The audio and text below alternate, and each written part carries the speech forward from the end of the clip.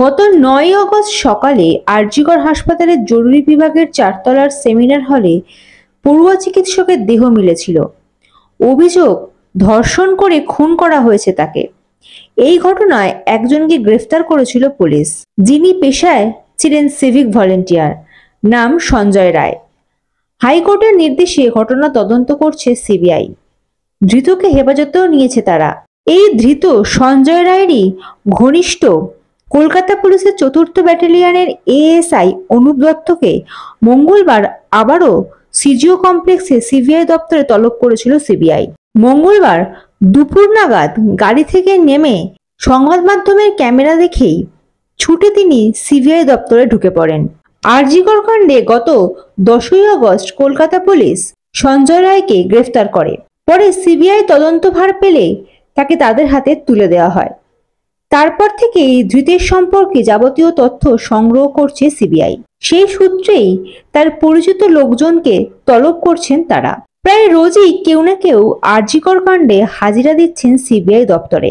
মঙ্গলবার ডেকে পাঠানো হয়েছিল এএসআই অনুপ দত্তকে, কিন্তু ওই এএসআই ধৃত ব্যক্তি বা আরজিকর নিয়ে কোনো মন্তব্য করতে রাজি ছিলেন না। তাই সংবাদ মাধ্যমের ক্যামেরা দেখেই দৌড়ে তিনি সিবিআই দপ্তরে প্রবেশ করে যান। ২০১৯ সালে ধৃত সঞ্জয় রায় সিভিক ভলেন্টিয়ারের কাজে যোগ দিয়েছিলেন। সিভিক ভলেন্টিয়ার হয়েও তিনি বেশ প্রভাবশালী ছিলেন, তার কিছু প্রমাণও পাওয়া গিয়েছে। জানা গিয়েছে সিভিক ভলেন্টিয়ার হিসেবে প্রথমে কলকাতা পুলিশের বিপর্যয় মোকাবিলা বাহিনীতে যোগ দিয়েছিলেন তিনি। তবে সেখানে অল্প কয়েকদিন কাজ করার পরেই তাকে পাঠানো হয় পুলিশের ওয়েলফেয়ার কমিটিতে। একজন সিভিক ভলেন্টিয়ার হয়েও অভিযুক্ত কিভাবে পুলিশের ওয়েলফেয়ার কমিটিতে ছিলেন তা নিয়ে অনেকেই প্রশ্ন তুলেছেন।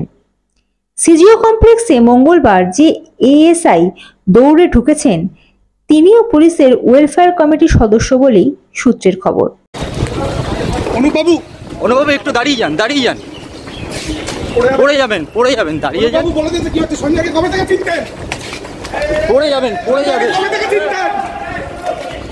পড়ে যাবেন, আস্তে যান। পড়ে যাবেন দাদা,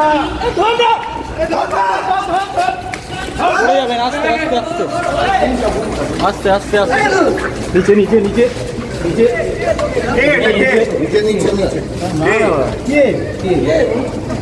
bureau report, ND Bangla news. সবার আগে সব খবর, সঠিক খবর পেতে ফেসবুক পেজটি ফলো করে এবং ইউটিউব চ্যানেলটি সাবস্ক্রাইব করে রাখুন আর শেয়ার করতে ভুলবেন না।